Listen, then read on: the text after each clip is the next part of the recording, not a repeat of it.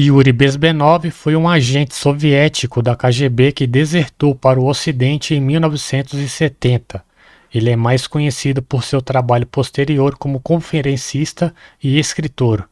O foco de seu trabalho foram as táticas de propaganda soviéticas usadas para subverter governos estrangeiros. A palestra mais famosa de Bezmenov, Guerra Psicológica, Subversão e Controle da Sociedade Ocidental, foi gravada em 1983.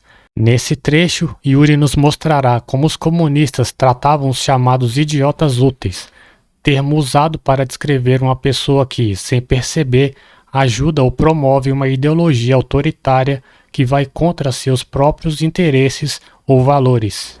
Most of the activity of that department was to compile huge volume of information on individuals who were instrumental in creating public opinion.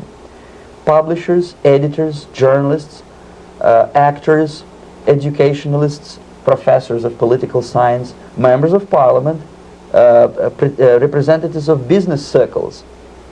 Most of these people were divided roughly in two groups. Those who would toe the Soviet foreign policy, they would be promoted to the positions of power through media and public opinion manipulation. Those who refused the Soviet influence in their own country would be character assassinated or executed physically come revolution. Same way as in the small town of Hue in South Vietnam, several thousands of Vietnamese were executed in one night when the city was captured by Viet Cong for only 2 days. And American CIA could never figure out how could possibly communists know each individual, where he lives, where to get him, and would be arrested in one night, basically in some 4 hours before dawn, put on a van, taken out of the city limits and shot. The answer is very simple. Long before communists occupied the city, there was extensive network of informers, local Vietnamese citizens, who knew absolutely everything about people who are instrumental in public opinion, including barbers and taxi drivers. Everyone who was sympathetic to the United States was executed. Same thing was done under the guidance of the Soviet embassy in Hanoi, and same thing I was doing in New Delhi. To my horror, I discovered that in the files where people were doomed to execution, there were names of pro-Soviet journalists with whom I was personally friendly. Pro-Soviet? Yes. They were idealistically minded leftists who made several visits to USSR, and yet the KGB decided that come revolution or drastic changes in political structure of India, they will have to go. Why is that? Because they know too much.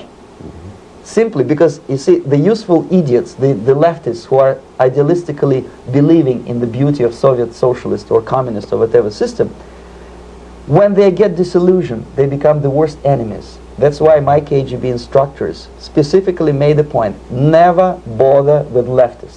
Forget about these political prostitutes. Aim higher. This was my instruction. Try to get into large circulation, established conservative media.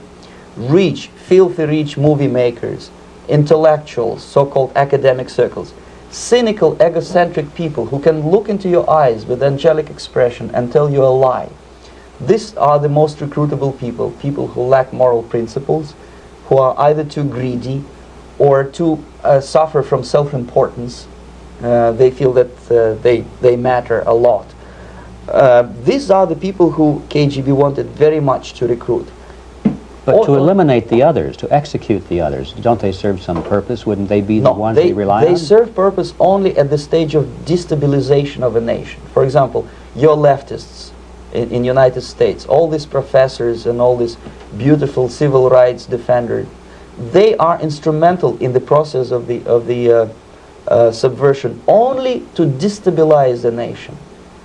When their job is completed, they are not needed anymore. They know too much. Some of them, when they get disillusioned, when they see that Marxist-Leninists come to power, obviously they get offended. They think that they will come to power. That will never happen, of course. They will be lined up against the wall and shot. But they may turn into the most bitter enemies of Marxist-Leninists when they come to power. And that's what happened in Nicaragua. You remember most of these former Marxist-Leninists were either put to prison or one of them split and now he's working against Sandinistas. It happened in Grenada when Maurice Bishop was already a Marxist. He was executed by a new Marxist who was more Marxist than this Marxist. Same happened in Afghanistan when first there was Taraki, he was killed by Amin, then Amin was killed by Babrak Karmal with the help of KGB. Same happened in Bangladesh when Mujibur Rahman, very pro-Soviet leftist, was assassinated by his own Marxist-Leninist military comrades. It's the same pattern everywhere. The moment they serve their purpose, all the useful idiots are either be executed entirely, all the idealistically minded Marxists, or exiled or put in prisons, like in Cuba. Many former Marxists are in Cuba.